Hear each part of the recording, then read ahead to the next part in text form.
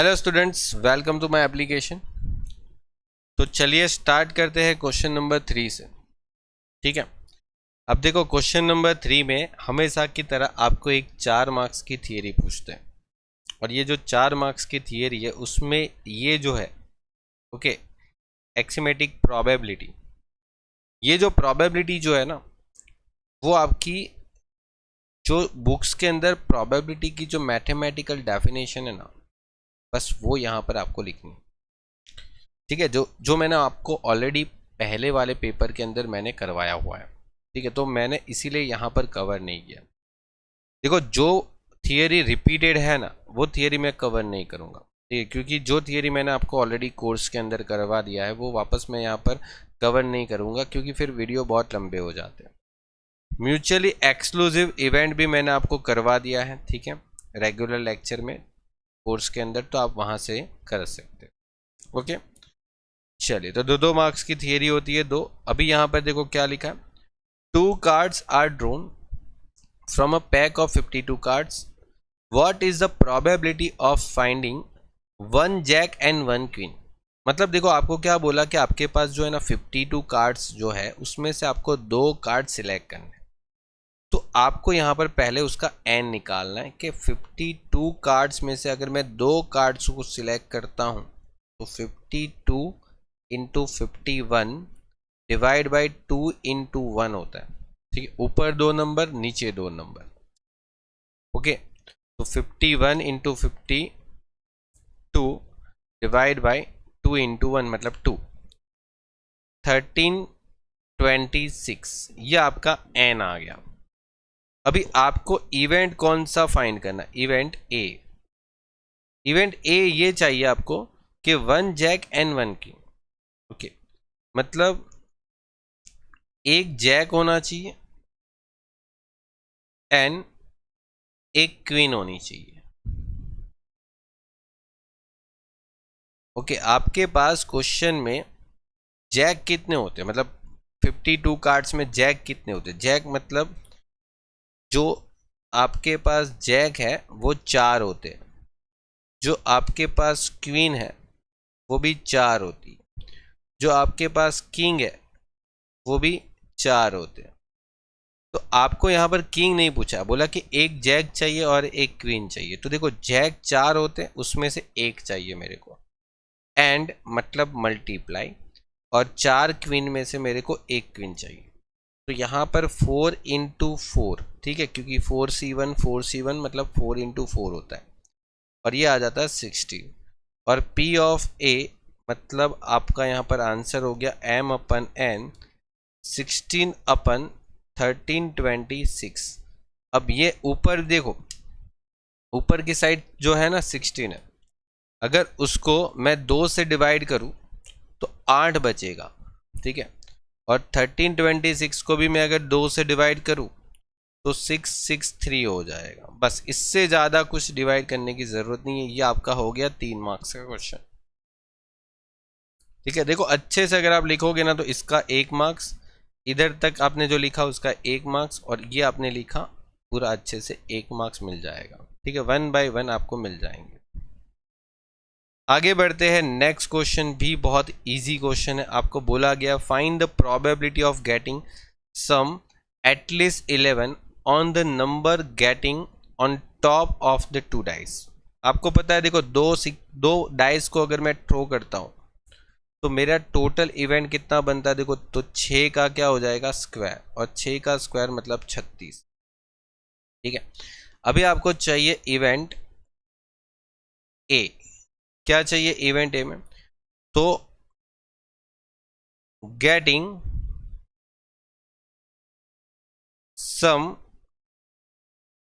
At least 11, मतलब आपके पास जो पासे अगर आप फेंक रहे हो ना उस पासे पे जो आपका टोटल होगा ना वो एटलीस्ट 11 चाहिए। एटलीस्ट 11 का मतलब हो जाता है 11 या 11 से ज़्यादा, मतलब 11 और मोर देन 11, इसका मतलब ये होता है मतलब 11 या 11 से ज़्यादा।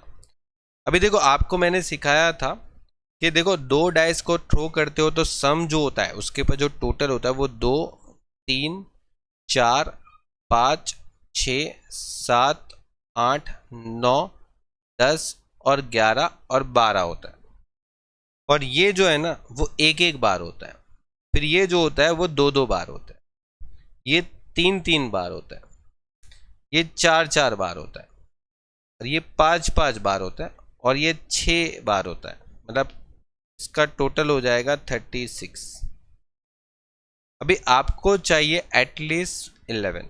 तो एटलीस्ट 11 का मतलब ये हो जाएगा कि देखो या तो मेरे डाइस के ऊपर 5 और 6 हो जाए तो 11 होगा, या तो 6 और 5 हो जाए तो 11 होगा। ठीक है, मतलब ये वाला सिचुएशन, दो ही सिचुएशन है 11 की जो आपके सामने। और 12 होने की सिचुएशन देखो, एटलीस्ट 11 बोला है मतलब 11 या 11 से ज़्यादा, तो 12 भी चलेगा। यहाँ पर 12 होने का चांसेस 6 और 6 ही है।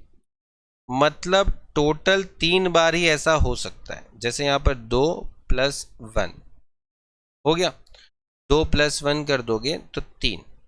तो मतलब मेरी जो प्रोबेबिलिटी है P ऑफ A वो m/n, मतलब देखो 3/36 हो जाती है। और अगर मैं इसको डिवाइड कर दूं तो आंसर हो जाता है 1/12। Complete, simple. देखो 3 मार्क्स का क्वेश्चन है, ये भी एकदम सिंपल है, कुछ भी नहीं करना था, एकदम आपका बेसिक लेवल का क्वेश्चन है। देखो अगेन आपको मैंने बोला है कि इस टाइप का क्वेश्चन भी एग्जाम में पूछते रहते हैं। देखो आपको कुछ डिटेल दे रखी है और आपको कुछ डिटेल फाइंड करनी है। तो मैं पहले लिख देता हूँ। देखो मेरे को दिया गया है P ऑफ A जो कि 1/3 दिया है। फिर P ऑफ B डैश दे रखा है, मतलब P बार हो गया, वही हो गया B डैश। और दूसरा दे रखा है A इंटरसेक्शन B 1/6। अभी देखो मेरे पास यहाँ पर P ऑफ B निकालने का क्या तरीका हो सकता है। बोला कि सर 1 - P ऑफ B बार कर लो, मतलब 1 - 1/4। तो देखो 1 - 1/4 होता है, तो ये 4 में से 1 माइनस कर दो, क्या बचेगा। बोला 3/4। ये आपका P ऑफ B आ गया। चलो बहुत अच्छी बात है। अब देखो ये तो आपको हमेशा एग्जाम में पूछता है, यूनिवर्सिटी का सबसे फेवरेट क्वेश्चन यही तो है। ठीक है, A यूनियन B हमेशा आता है एग्जाम में। तो बोला P of A plus P of B minus बोला P of A intersection B। और A आपके पास है 1/3, B आपके पास है 3/4 और इंटरसेक्शन आपके पास है बोला कि 1/6। अब मुझे LCM बताओ, LCM क्या होगा यहाँ पर। बोलो क्या LCM हो सकता है। 6, 4, 3, बोलो क्या LCM हो सकता है। मतलब ऐसा कोई नंबर जो तीनों 3 के मल्टीपल से पॉसिबल है। ठीक है, तो अगर मैं बोलूँ कि 12, तो 12 एक ऐसा नंबर है जो 4, मतलब इसको 4 से मल्टीपल करने से भी 12 होता है, इसको 3 से मल्टीपल करने से 12 होता है, इसको 2 से मल्टीपल करने से 12 होता है। तो 12 अपना LCM हो गया। अब ये जिसको हमने ब्रैकेट में लिखा है ना उसको आप ऊपर मल्टीपल कर लो। ठीक है, मतलब 4 × 1 तो 4 प्लस 3 इंटू ऊपर 3 तो 9 माइनस 2 × 1 2। और फाइनल आपका आंसर क्या होगा। देखो 4 + 9 - 2 कितना होता है 11।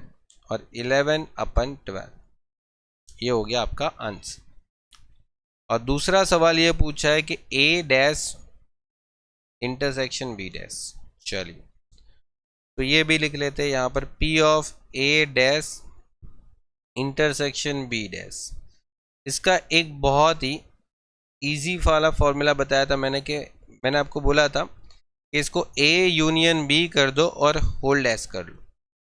ठीक है, ये इंडिविजुअल अलग अलग डैश है ना, उसको पूरा होल डैश कर लो। मतलब 1 - P of A union B। ठीक है, इसको मैंने आपको एक्सप्लेन भी किया था कि ऐसा क्यों होता है। तो 1 - 11/12 कर दो, तो आंसर क्या हो जाएगा इसको माइनस करने से। देखो 1/12 हो जाएगा।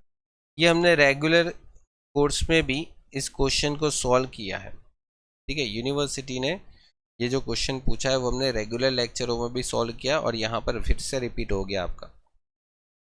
हो गया ये क्वेश्चन आपका फिनिश हो गया। देख लो। आगे बढ़ते हैं इसके ऑप्शन में, वापस क्वेश्चन नंबर 3 जो आपने अभी जो क्वेश्चन किया उसका ऑप्शन में आता था। अब ऑप्शन में आपको पूछा गया है, बोला कि एक्सप्लेन द फॉलोइंग टर्म, जिसमें आपको बोला सैंपल स्पेस या तो इक्वली लाइकली इवेंट। ये दोनों मैंने आपको पढ़ा दिया है, रेगुलर लेक्चर में जाके देखो। उसके बेसिक लेक्चर में सैंपल स्पेस तो मैंने आपको बहुत बार बोला है, इसके पहले के पेपर में भी मैंने आपको ये सैंपल स्पेस का मतलब बताया था। तो सैंपल स्पेस और इक्वली लाइकली इवेंट, ओके, इसको याद कर लो अच्छे से, एग्जाम में पूछ सकते हैं। चलो, in the basket of in the basket there are 1 to 100 numbers ticket. ठीक है, मतलब एक बास्केट के अंदर 1 से लेके 100 नंबर की टिकट रखी है। अभी यहाँ पर बोला यह गया randomly 1 ticket is selected from the basket. अच्छा, रैंडमली हम एक टिकट अगर उस बास्केट में से अगर सिलेक्ट करते हैं, तो देखो सवाल ये है कि अगर मेरे पास एक बास्केट में अगर 100 टिकट है और ये 100 टिकट में से मैं एक टिकट को सिलेक्ट करता हूं, तो इसका मतलब मेरा 100 तरीके से सिलेक्शन हो सकता है। ठीक है, बिकॉज एक ही टिकट लेना है। अभी बोला गया फाइंड द प्रोबेबिलिटी, बोला selected number having a square number. Square number, ठीक है, मतलब देखो सिलेक्टेड नंबर जो है ना वो स्क्वायर, देखो यहां पर स्क्वायर रूट बोलना चाहिए, ठीक है, लेकिन समझ जाओ कि square number. Event A equal to क्या हो गया, बोला कि number is a square number. Okay, अब मुझे ये बताओ कि ऐसा कौन सा नंबर है जिसका स्क्वायर रूट हो सकता है। मतलब देखो, अगर मैं बोलूं 1 से लेके 100 तक ऐसे कितने बीच में नंबर आते हैं जिसका मैं अंडर रूट कर सकता हूं। मतलब देखो 1 का अंडर रूट कर सकता हूं, 1 आएगा। फिर मैं 4 का अंडर रूट कर सकता हूं, बोला कि 2 आएगा। फिर मैं 9 का अंडर रूट कर सकता हूं, बोला 3 आएगा। फिर 16 का अंडर रूट कर सकता हूं, बोला कि 4 आएगा। 25 का अंडर रूट कर सकता हूं, बोला कि 5 आएगा। 36 का अंडर रूट कर सकता हूं, बोला कि ये 6 आ जाएगा। 49 का अंडर रूट कर सकता हूं, बोला कि ये 7। फिर 64 का अंडर रूट करूंगा तो बोला 8। ठीक है, 81 का अंडर रूट करूँ तो बोला 9, और 100 का अंडर रूट करूँ तो ये 10। बस इससे ज़्यादा तो 1 से लेके 100 में कोई ऐसी संख्या है नहीं कि जिसका मैं अंडर रूट कर सकता हूँ, ठीक है, जिसका स्क्वायर रूट हो सकता है। तो स्क्वायर रूट हो सकता है ऐसे टोटल 10 नंबर ही है। तो P of A equals to M upon N, मतलब 10 डिवाइड बाई 100, आंसर कितना आ जाएगा 0.10। खत्म। 10 नंबर ही तो है, 1, 4, 9, 16, 25, 36, 49, 64, 81 और 100 हो गया। चलिए आगे बढ़े। देखो एक मोस्ट इंपॉर्टेंट क्वेश्चन आया, ठीक है, हमेशा एग्जाम में देखने को मिलता है, बस यहाँ पर सिचुएशन अलग अलग होती है। देखो क्या बोला, the probability of solving the example individually by the Vipu and Jay 75, 0.75 and 0.20 respectively. Find the probability that at least one can solve the example. मतलब एटलीस्ट एक आदमी तो इसमें एग्जाम्पल सॉल्व करके ही दे दे। ठीक है, मतलब देखो बोला क्या क्या, at least one can solve the example. ठीक है, अब कैसे सॉल्व करते देखो, पहले तो मैं ऐसे लिखूंगा P ऑफ A, मतलब लिखूंगा कि probability of solving the example by Vipu, और वो आपके पास है 0.75। ठीक है, पहली प्रोबेबिलिटी है वो वीपू की है। और P ऑफ B क्या हो जाएगा, probability of solving the example bye जय, और इसका कितना है 0.20। अब देखो जब भी इस टाइप का क्वेश्चन आता है ना कि दो लड़के को हमने कुछ क्वेश्चन दिया, उसको सॉल्व करने की प्रोबेबिलिटी दे रखी है, तो इस टाइप का जो क्वेश्चन होता है ना वो इंडिपेंडेंट इवेंट होता है। तो इंडिपेंडेंट इवेंट में जब मेरे को इंटरसेक्शन फाइंड करना है, ठीक है, तो मैं क्या करूंगा, P ऑफ A और P ऑफ B को क्या कर दूंगा, मल्टीप्लाई 0.75 इंटू 0.20। तो 0.75 इंटू 0.20 कितना आता है, बोला कि 0.15। अभी क्वेश्चन में आपको बोला at least one can solve the example,